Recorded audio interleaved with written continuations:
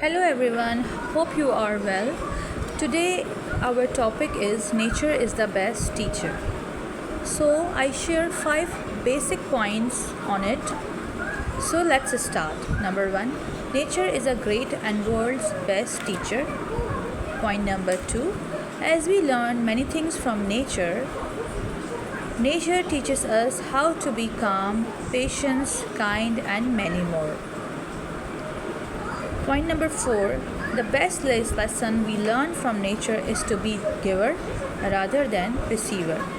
Number 5, nature includes sun, moon, trees, rain, oceans, fields, mountains and many other things. Hope you like this video. Please, for more informative videos, do like or subscribe my channel. Thanks for watching.